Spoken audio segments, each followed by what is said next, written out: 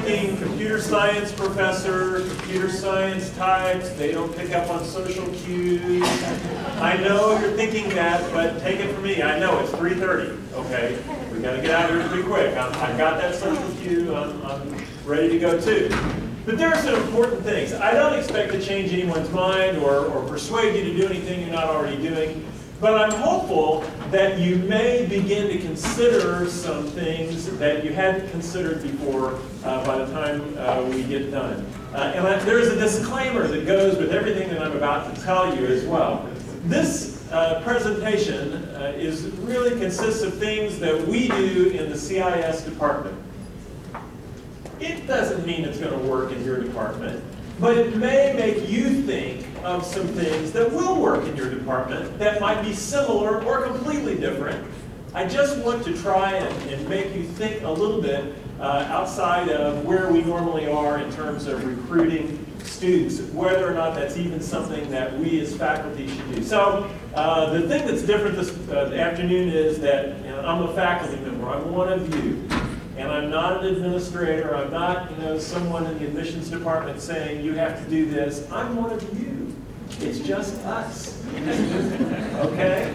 All right. And here's the idea. Here's the basic thing. This really captures it all. So we're just going to leave this up the whole time. I know that all of you love getting emails from alums, love getting phone calls from alums, love hearing back from your alumni when they say, this great thing has happened and I had such a good experience at SBU. So we know that there are great places to go. And I know that you have a role in arranging those great places. I know that you write references. I know that you contact people. I know that you work hard to make sure that there are great places to go. Now there's a bigger circle here because we really spend most of our time here. We do spend a little bit of time doing this. But we spend a lot of time making sure that our students get a great education. I mean, that's what drives us. We're a teaching institution, and so when we wake up in the morning, we're fired up to teach. We want to go in and make something happen in the classroom. So we spend a lot of effort and a lot of time and a lot of money making sure that great things happen in our classrooms. The only difference today is that I'm going to ask you to think that maybe you can take one more step. There are students starting high school today who will be in our classroom next year.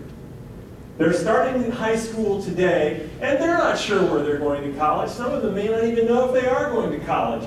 Some of them are thinking great college things, and SBU is just one of those colleges in the mix. Some of them may have never even considered SBU yet. But they're out there, some great students who are going to be in your class next fall. And all I'm asking you to do is, you have this great relationship here, you have this great relationship with these students here. Why don't we start that great relationship about 6 to 8 months sooner than we normally do? Let's start building that relationship a little bit sooner, and that's going to be the thing that we need to do. And there is a clicker here at the top. Here we go. Okay. So, as soon as it triggers out, it wants to. Oh, and I do want to make acknowledgments to the rest of my faculty because they live with my craziness on a day-to-day basis. Wayne Clark, who I've learned so much from. Kevin Hopkins, who does great things, very different. Wayne and Kevin and I are very different in what we do, but all three of us do things. The admission staff, Allison Langford, who has this mindset as well. Todd Voss, who has some procedures in place to recruit great students, and many, many more. Many of you are already doing some of these things as well. And also, if I say or do something that makes you mad at me, I want their names up there. Right, why are we even doing this? Why do we do this in CIS? Well, the story begins in 2001 to 2003. There was a perfect storm that hit us. Now, I mean, that was mid-career for me. I'd already been here for ages, but I know for some of you, that's a long time ago. But back in those days, what went on was, in computer science, we had the dot-com bust. You all remember WorldCom? It's not around anymore. You know, we had all these companies, and they were hiring computer science students, and kids were going into computer science. And all of a sudden the dot-com bust hit and there were no jobs. Or at least that was a perception. And looking back, we now know that there never was a drop-off, but the perception was that there was a huge drop-off in jobs, and that all the jobs that were being shipped overseas, that they were going to be done in Pakistan, and they were going to be done somewhere else, and so that was not good. There were some denominational politics in Missouri, and in Southwest Baptist University, we're connected to that. There were some issues. Now, I wasn't at the table for all that, but I know it affected some things. 9/11 happened. Parents were making different choices about colleges for their kids to attend because of 9/11. All three of those events conspired together, and this is what our enrollment looked like. In 2002, we had 53 majors in the department. In 2003, we had 41. And you can imagine me sitting there in 2003 thinking, what is next year going to be like? We had 3 full-time faculty at that point. We had 41 majors sinking rapidly. That's what I thought. I said, we've got to do something. We need to do something to change this trajectory or we're going to be in deep trouble. This is what occurred. This is our current enrollment. This is from DataTel. So these are not my numbers. These are the numbers that I got out of our system. That 85 for this fall is projected. We should probably be closer to 90 for our majors. Now, I give you this evidence to say we're doing some things that work. But you might say, yes, but it could be just luck.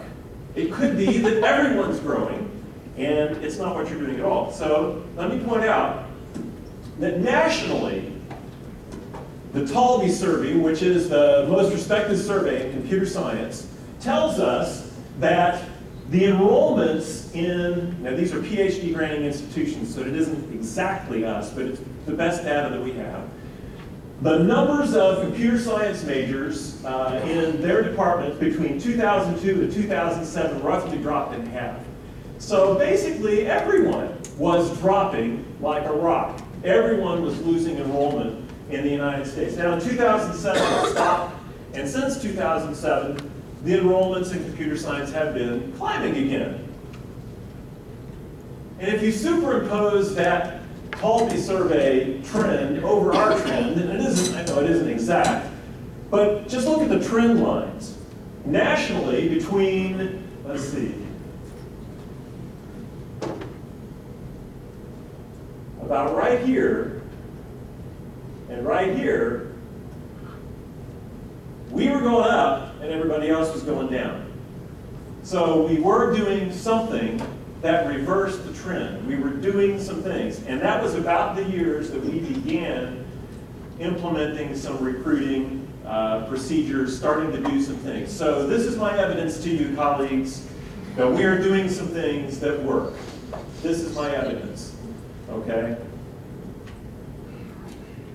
Now I'm only going to talk about 2 things, and as I do, if you're doing things in your department that work, don't be silent. Let us in on the secret. Let us know what it is that you're doing that really works for you. I've structured a few slides. They won't take long, but certainly jump in and ask questions or make comments as you see fit. So I'm going to go in 2 areas. First, why should I care as a faculty member about recruiting? Why? And then secondly, some techniques that we use in CIS and that maybe you can emulate, change, modify, and work for you. Here's one reason. Ron Maupin, I asked for this quote. I also asked Dr. Taylor, so he's coming up next. But I asked Ron Maupin, give me a quote that relates something practical to recruiting. Why should we do this? And this is what he said. Well, we are an enrollment-driven institution. Virtually all that we budget to spend is coming from our enrollment. This includes departmental budget, pay increases, et cetera, et cetera, et cetera. Let me highlight one thing for you. I didn't catch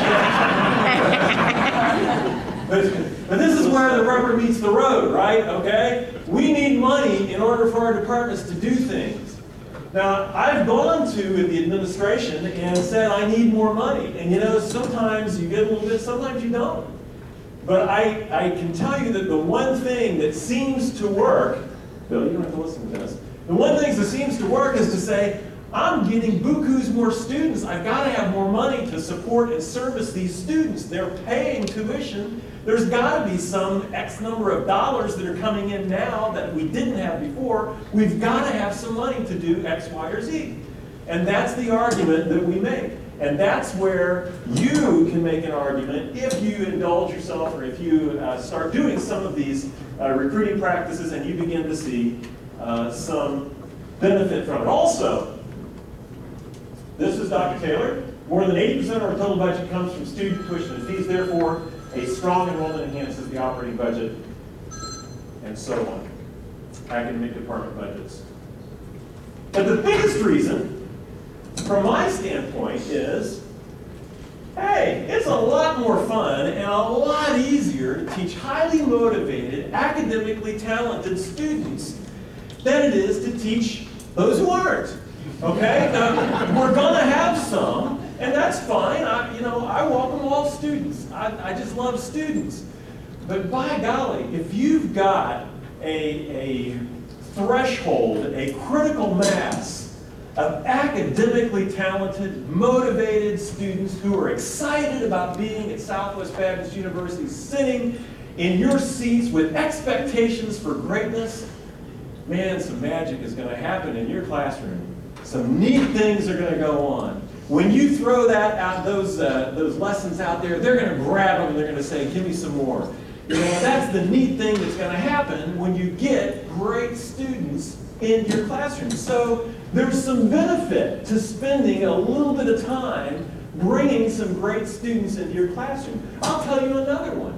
When you get that critical threshold passed of great students in your classroom, even the mediocre students will be pulled along. They'll begin to see that the standard is high in your classroom, that you have kids that are capable of doing great things. And man, they'll start working harder, and some neat things are going to go on when you see that in your classroom. So it's a lot more fun. A quick story to illustrate this point. One time I did a presentation, and some professors from the Air Force Academy went right before I did. And they were lauding all of their efforts at the Air Force Academy in computer science. I mean, yeah, we do this, and we do this, of course we do that too, and we do this, and we do that. And, initially somebody raised their hand and said, well, of course you can do that. You're teaching at the Air Force Academy. I mean, you've got great students. And it hit me, you know what? I can have the students, I can have the faculty at MIT. Of course, my faculty are better than the faculty at MIT. But I can have the faculty of MIT, and if I don't have great students, great things are not going to happen. You know what? You've got to have great students for this whole thing to work. And so it makes sense to work hard to get some great students. Now, the Air Force Academy professor did say, well, actually it is true. If our students don't behave, we take them out and shoot them. But how do I find highly motivated, academically talented students? How do I do that? Well, actually, there are some tools that we have available that you may not know about. You may or may not know about. If you contact the admissions department, they will send you an email, and it's automated. It's not extra work for them. I know this because at exactly 10 a.m., your email box will ding, and you'll get an email from admissions. It will list every applicant in your department, and it will give you not just the list, it will give you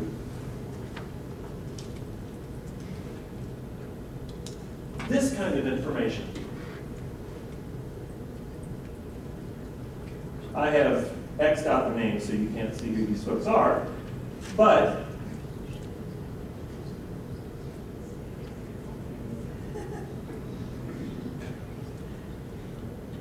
you can see their email, doesn't it? You can see ACT scores, GPAs, you can see all of this stuff, and it all comes right to you with addresses and everything. And it just appears in your email box. And all you have to do is ask admissions for this, and they'll do it. Now, maybe just for the chairs, but I don't know. But someone can do that for you. There's also, in Informer, now many of you may not know that this exists. I did not for a long time. I gotta get it here in a minute. There we go. If you go over here to, and we all know what this is, all right? Okay. So we go to Informer, and you log in, and log out. You always want to make sure you're on the right line when you type your password.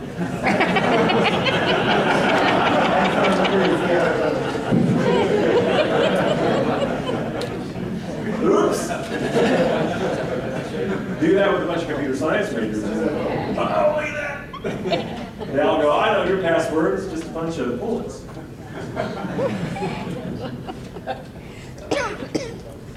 Okay, so you log in, and write down about here, faculty, and then write down about here. So this is department chairs. Okay, so you may have to get under your department chair.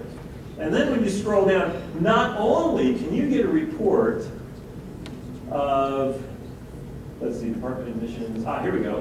Here are the applicants. Click on that, and it will tell you all the applicants. Here's the magic. Here's go to departmental admissions inquiry listing. Tell it, I want for fall, not this fall, next fall. I want next fall's inquiry listing, and submit that. These are the students who've already indicated interest in computer science for next fall here at Southwest Baptist University. You have access to this. All of those student names, all of their addresses, many of them have already taken the ACT, and you can see what their ACT scores are. You haven't even made a phone call yet, and you've got this long list of really capable students who've already indicated an interest in Southwest Baptist University. This is just like being given to you on a silver platter. It's just great. Okay, so, we wouldn't take too much time. So the Informer Departmental Contact List. Every fall we have the College Prep Championships. Many of you are involved in that. I would encourage those of you who aren't to get involved in it. It is an academic competition of Christian high school students. The very best Christian high school students actually come to us, and they take our departmental exams, and you can see what their exam scores are, and if they score well, you can then choose to make contact with them and say, hey, you have some talent in this area. You might consider coming to SBU and majoring in this area. Build a roadshow and visit high schools. You'd be surprised. I visit about 25 high schools a semester. And I do that, this is on my own time, but I'm telling you because this is how important I think it is to get great students into our program so we have incredible students in the classroom. But on Monday and Tuesday at Thanksgiving break, I always go out and visit high schools. Whenever I have a day off and there's school is in session, I'll go visit high schools.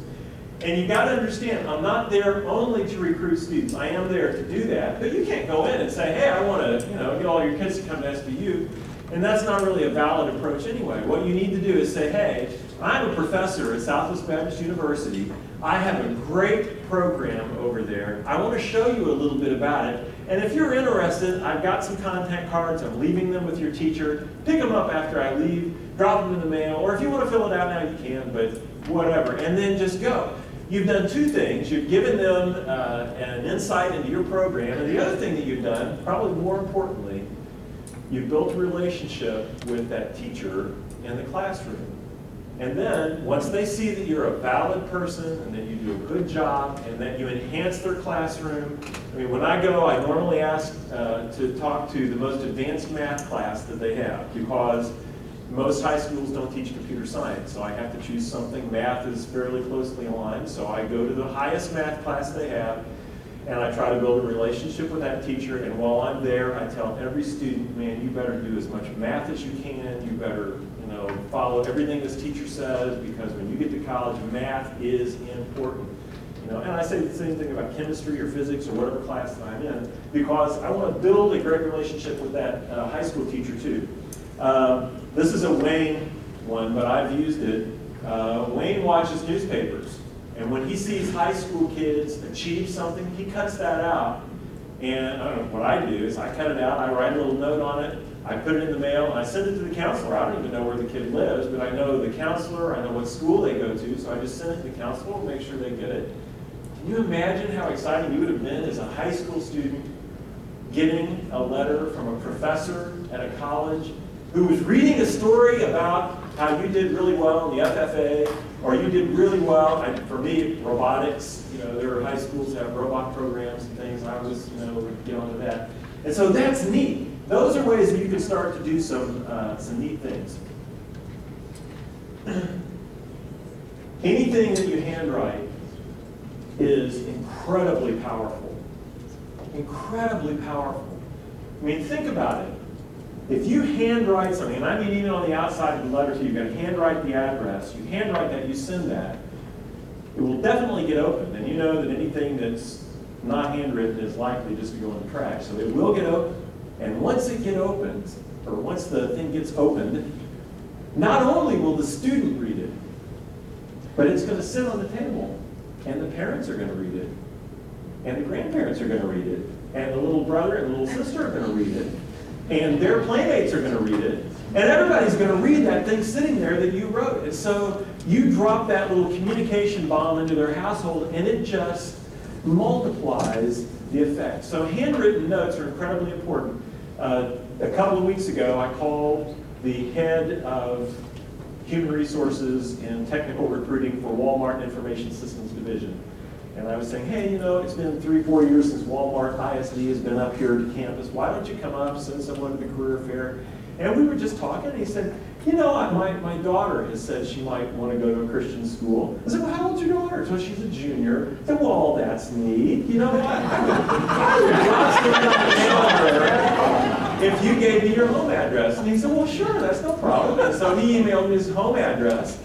I wrote a note to her, and look at the email I got back. Tim, just wanted to let you know that Emma received your letter. She really liked the fact that you made handwritten notes on documents. Good personal touch. I'll be in touch, Brian. Well, since he's already told me, they're coming up here to visit campus. So she's a junior, but they're coming up here to visit campus. I have no idea she's interested in computer science, but Emma may be in one of your classes one of these days. That's neat. That's the power of a handwritten note. And it just happened last week. It's so cool. Now, what I try to do is send them out 2 to 3 weeks apart at peak recruiting, because I can't do this all the time, and neither can you. There are times of the semester where, we've got to be here. We can't be over there. And so when I get time, every 2 to 3 weeks, I'll drop something in the mail. Also, you have to be cognizant of the fact it doesn't have to be much. I mean, sometimes all I write is just keeping you in the loop about SBU CIS. God bless you, Dr. Tim DeClue. And that's it. That's the whole handwritten note that goes. And just the fact that you took the time to do that is powerful. That's really a powerful thing. So 2 to 3 weeks apart at the peak. And it doesn't happen always, and if I don't have time, I don't do it. It's just, that's the way that it happens. I do make some phone calls. But I want to call your attention to this third bullet. Don't be afraid to focus. When I started, I thought, gosh, I've got to write a handwritten note to all 100 prospects. No, you don't. You have the really academically talented kids, and this is the rule of thirds. Eventually, when it gets to be sort of onerous, and I don't have time to do it anymore, I do a rule of thirds. I say, I'm going to pick my top third, base it on ACT scores, conversations with parents, people that I know, whatever it is, the kids that I really think are going to make a difference in the department. That top third, they get all the handwritten notes, they get the phone calls, they get everything. The next third, if I've got time, I'll do it. And that bottom third, if I can send them something, I will, but if I can't, that's where I have to cut, And I know that sounds a little bit heartless. It's not really, because it's more than many of us are doing right now. So if you're not doing anything, plus many of those kids, if you can get the top third, the others will come. when they see the smart, motivated, determined, purposeful students choosing SBU, the other students will come. So it's important to get the top third. That came down to 10 students for us in CIS. And our top 10 students that are going to come this fall have an average ACT of 29.3. So we have 10 who are basically at 30 or above. Well, they're like 27 to 34. You get 10 kids moving through. That's just in the freshman class. You get those 10 moving through. They're going to pull those other kids along. They're going to really do it. So it's exciting to see them do that. 10 years ago, we had no scholarship money. None. 5 years ago, we had no scholarship money. About 5 years ago, the National Science Foundation started a program where computer science departments could get grants for scholarships for kids to major in computer science. Well, we can't do that because that's National Science Foundation stuff. So I began going to our alumni, I began going to corporate contacts and saying, look, I can't apply for National Science Foundation funds. Can you help us? Help us put a scholarship together. And over the last 5 years, we're up to now, we can give about $7,000 to $9,000 a year in scholarships just for CIS kids, from endowed scholarships, from alumni, we even had a vice president of software engineering endow a scholarship. He has no relationship to us whatsoever other than he hires our students. And they endow the scholarship. So, you start getting that kind of money, and then it could really help out too. And you're going to do this anyway, right? And by that I mean you're going to build this relationship with these students anyway. Build your department. One of the things that I tell my faculty is that we cannot do 2 years the same. This year cannot look exactly like last year. We have to have new things going on in our department. Something else has to be occurring to give our students something to look forward to. That does mean that there is a feeling of busyness sometimes that occurs, and sometimes my faculty will tell you that they pull me aside and say, you're crazy. This isn't going to happen. We're just not going to do this. And I have to say, okay, you're right. But we do a lot of things. This picture is of a workshop that Google sponsored. It was for high school teachers. But I want to point something out to you. We did it for the high school teachers, but for me, it was just as big a kick to see, well, I've lost my pointer now. Oh, here we go. It was just as big a kick to see these current majors in our department get to help out and be involved in a Google CS for HS workshop. From now on, they can say, you know what? The CS department at SBU hired me to help out in a Google-sponsored workshop. Those 6 students of ours get to say that. That's important. They bonded. They had a great experience. It was really a neat part. And some more things that we've done and that we continue to do. We did robots, primarily because, man, that's a neat thing to say that you're involved in, doing robotics. That's cool. And so we do robotics. It also fits our pedagogical needs too, but it does that.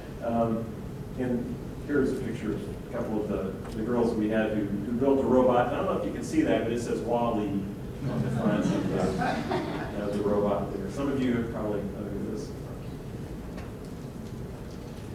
And then the last thing is, open doors, and this deals with over on this side.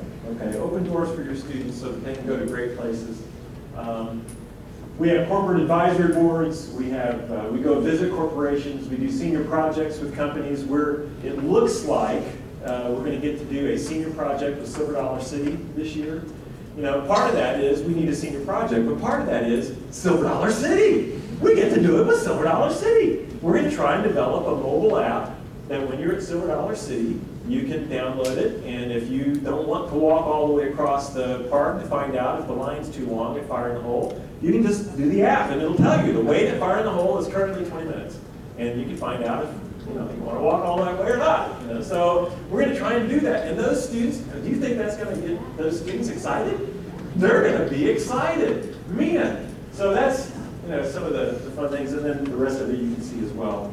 I think that's it. Yeah. Okay, so I'm done.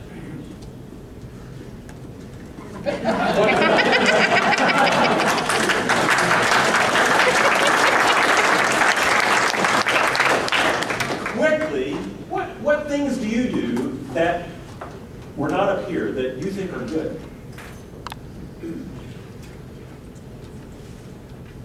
Yes. Yes. And those kids like to get handouts and folders and things like that, say SBU, because then they remember SBU besides, oh yeah, that's what I paid the money to take that class. Yes, dual credit. If you can do dual credit and somehow insinuate yourself into the high school classroom, it's a great thing to be weighing.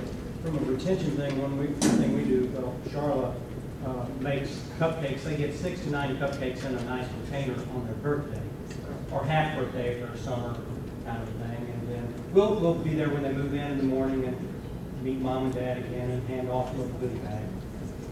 It's all about relationships. That's right. Wayne says, this guy's a master up here. It is all about relationships. You're going to build those relationships anyway. Why don't you think strategically and say, man, I have to make sure I build relationships. Make sure that I start them early. Start them 8 months before they get here. How exciting is it to go into your classroom and already know almost every student in your class by name without looking at the roster? Why? Because you started knowing them 8 months before they got to SBU. So you know all of those students. That's neat, yeah. Ellen Bell taught me something that always stuck with me. I remember doing something and she sent me a note to congratulate me on something that I'd done. And ever since then, I just remember how important that was to receive that note. And we still have graduates that send us. I got an email last week from a graduate that had been sick and wanted to report back to us that he's doing better. And it's all because of the contact. Yeah, it's that handwritten note. Yeah. Okay, thank you very much. Oh, here one more. Okay. Well, we network through former students of ours who are now teaching in local high schools. So just, yes, it's a great connection through them. They say, well, yeah, if you might want to consider SBU. Excellent. Tim, the music department does a phone-a-thon January, first Monday of classes, and take the prospect list we showed, divide those up among faculty members, and make personal contact with students. That's a great idea. And he repeats that.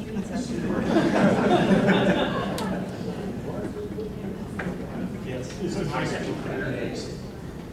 Going to some high school career days. Yeah, students love to visit and find out what, about the university and what, what the options are. Anyway, it's been amazing, the ones I've gone to, I'm interested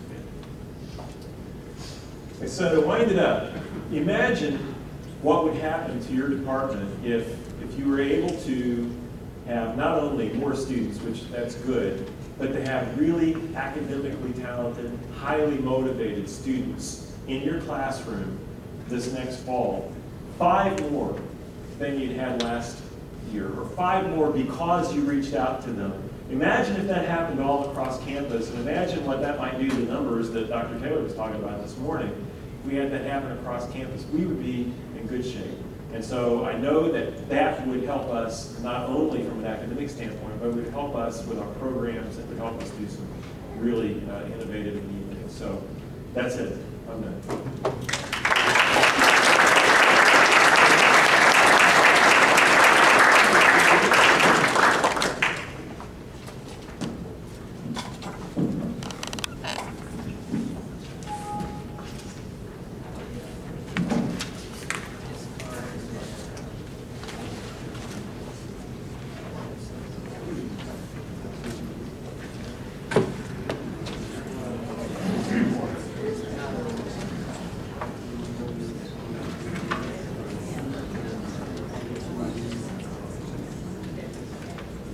All right, great idea. I hope you've made some marks to yourself. some reminders and some ideas that just might work for you.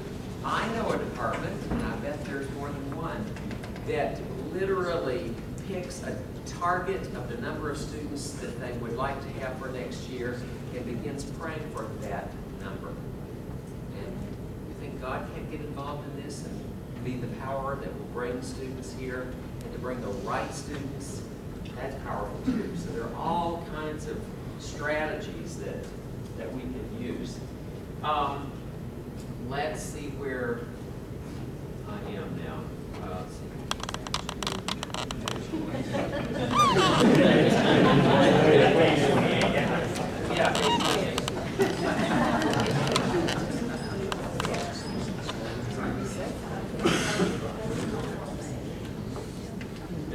Okay, so about a few words about scholarly activities. What we just saw, we had 15 awardees for this last year.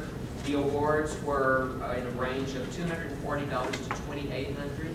So you'll be receiving information about applying for scholarly activity money before too long. Who's our president this year, or chairman of that committee? Maybe we don't know. Yeah, well, yeah. So you'll be getting information and be looking for opportunities. There certainly are great ones. For your information, we awarded 27 professional development awards, and those ranged from $100 to $2,200. Consider applying for junior and senior sabbaticals. Certainly we have limits on the number of those that are available, but we don't reach our max. I mean, people generally don't apply for sabbaticals. So please consider that. A sabbatical at SBU, the junior sabbatical is generally for the completion of a doctorate. The senior one is generally for a research project, a book, or whatever. And you can either have one for 1 semester or for 2 semesters. If you choose 1 semester, you receive your full salary. If you go for 2 semesters, it's half salary. So it's a great thing. And so then we did this. We headed out for our poster presentations and our refreshments. There's Tim. Perry, next. Tell us a few words about the GCSA Ecuador program. That's Global Connections for Study Abroad. We're still working. Bob and I are working on trying to get a group of students identified. We're having a little bit of trouble getting enough students. We only need 5 students to make the semester in Ecuador. Bob will go down and we're be teaching part of that. Students will have access to the University of San Francisco in Quito, Ecuador, which is a fantastic school. It's the Harvard of Ecuador, from their perspective. But it is really an outstanding quality school, especially if you like to eat. Their culinary arts program. It's just amazing because their restaurants on campus are fantastic. They're like the best. We were at one, I mean, it's like $20 to get out, and you are in a true 5-star restaurant. I mean, I've never eaten in a place like that before. But anyway, so I'm hoping it's a 5-star restaurant. Anyway, it's higher than anything I ever go to. And just in general, it's a really nice school, very good area. If students can speak Spanish, they have an unlimited number of courses that they can access during the semester. If they cannot speak Spanish, that's okay. There's like, I think it was 29 classes we identified that are taught on campus in English, plus Bob will be teaching a capstone course and an international relations course. So there's quite a bit of opportunity for them to get a full course load. It's a little less expensive than coming here for the semester. And we're just wanting to let everybody know so that you can think about it and we've got another month or two for next spring. We have another month or 2 that we can sign up students for this. So if you have advisees that you think might be good potentials, might be interested, please steer them our way. SBUNIV.edu/global has the link on the GCSA Ecuador. So just go to our website /global. And that's got other study abroad with the focus, you know, as for the GCSA Ecuador. And if you have any questions, let me know, let Bob know, and if we can get it to enough students, then he'll be spending the semester next spring in Ecuador, hopefully with these students. Any quick questions? Thanks. All right, thank you. Higher Learning Commission. As many of you will remember, our focus visit spring 2011, and a good number of you were involved in that in one fashion or another. That successful visit is still paying off for us because we did receive, we were able to move on and receive approval for our Master of Science in Nursing degree and our EDD. So that's really great. The next big initiative relating to HLC will be application to have a fully online master's program, and we will be using the Master in Education for that. Once you receive approval for one master's degree, you have approval to do others. So that is on my agenda to accomplish this year. I think it can benefit us greatly. Future graduate programs. These are in various stages, obviously, but we're thinking and looking toward Master of Arts in Ministry degree, a Doctor of Occupational Therapy degree, a Doctor of Nurse Practitioner degree. Hooray that we were able to accomplish some increase in adjunct and overload pay beginning this fall. And so you see there, this is just, it's set up per hour per student, but just averaging it out. For a 3-hour course with 10 students, you can see the range. Basically, each thing is stepped up. So bachelor's degree now, bachelor's preparation takes you pretty much up to where the master's degree was. Master's degree takes you up pretty much to where the doctorate was. And for those with a doctor's degree, you would be paid $2,010 for a 3-hour course.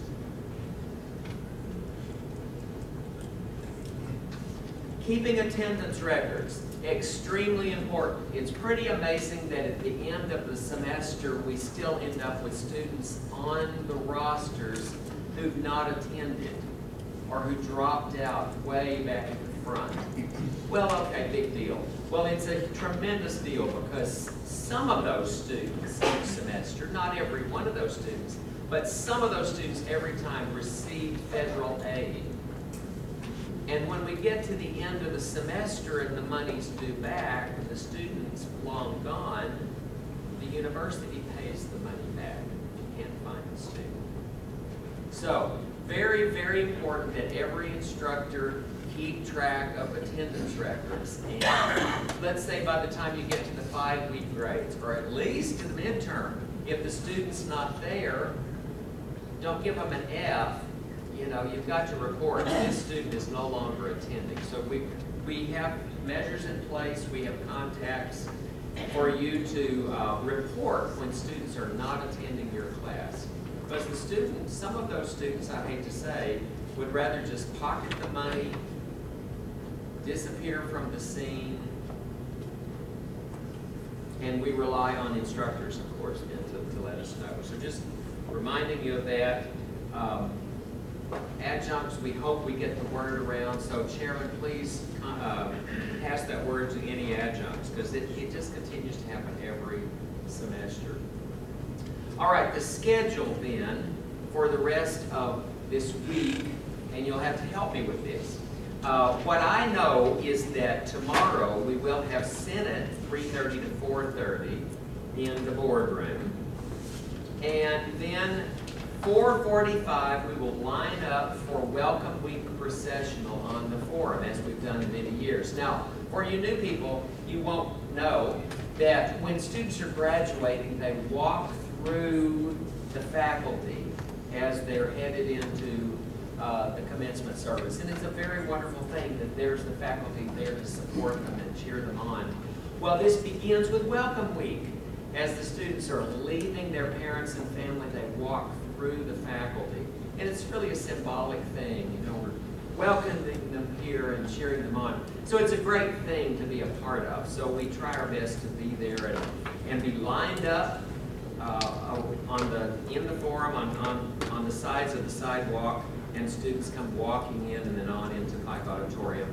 And 5 o'clock is when that literally starts. And then you just leave. You don't have to come into Pike Auditorium and be a part of that. Moving on to Friday, and I'll come back to Thursday, but Friday, some college and department meetings will be meeting at 8:30 or so. And then 10:30 is a meet and greet with all the Welcome Week students. That's absolutely happening at 10:30. And then we move to lunch, which is paid for by the provost office on Friday. 11:30 to 1 o'clock is lunch. And then things, you know, one way or another, department meetings are probably happening. We've agreed that Friday is really a faculty day in the offices. So now I'd like to talk specifically about college to college. So I'll start with the College of Business and Computer Science. What I know about that college is the college meeting will happen at 8:30 on Friday morning, and it will last 2 hours. It will last from 8:30 to 10:30. We'll go to the meet and greet. Okay? What about departments in the College of Business and Computer Science? Wayne, when have you decided to meet? We're meeting right after the meet and greet. After the meet and greet, okay? And Tim, what about you? At 1 o'clock. And Susan, I saw a while ago, there you are. 1 o'clock. 1 o'clock, okay. So I'd like to have just a quick little report like that for each of the colleges, all right? So we're just all sure we're on the same page. Jeff, what about you? College Music, Arts, and Letters meets at 2:30 tomorrow. on Thursday, okay? And what about departments then? Music's at 9 o'clock Friday, and then Communication Arts, 1 o'clock Friday. Okay. Art, Language and Literature is not having department. Okay. Art department is not meeting, are you? Okay. Okay. Rodney, when are you meeting? College meeting 12:30 on Friday. We Okay. don't typically have department meetings. 12:30 to 2 o'clock on Friday. Okay. All right, great. Linda Wooderson, when's the college meeting for education and social I studies? believe it's at 8:30 or 9 o'clock on Friday morning. 9 o'clock Friday morning. 9 o'clock Friday morning. What about department meetings? And ours will be 1 o'clock on Thursday. Okay, okay. On Friday, right? Yes. Friday. 1 on Friday, okay. Education Friday 1, maybe it's a bit before, but around 1. Okay, all right. Health and kinesiology 1 o'clock. on Friday, okay. Is that all of those departments, I think? Let's see, where are we? Perry? The college is going to meet Friday morning at 9. Okay, And physical therapy, probably not particularly meet this week because they meet like every other week already. So, biology, We'll meet at 1 on Friday. 1, okay. 1 on Friday. Math, After the meet and greet. after the meet and greet, and is it athletic training? Yeah. Oh, there you are. Yeah. We'll meet at 1. They'll meet at 1. Both of them. cool, okay, good. Martha? Martha Baker, there you are. What did you all decide about meet and greet? There'll be somebody up here. Okay, there'll be somebody here, and, The meeting's already over. all right, great, great. Let's see, have I skipped somebody? Does that do it? University library. Library? You meet all the time? Yeah, we meet on Okay, so everybody knows when you're meeting, and you can certainly then, I didn't quite hear, you know, you can ask somebody for help in communication. Okay. Remembering that tomorrow 5 o'clock is too late, be there a little bit before 5 o'clock in order to be a part of the processional. Did I hear a question? Questions, comments?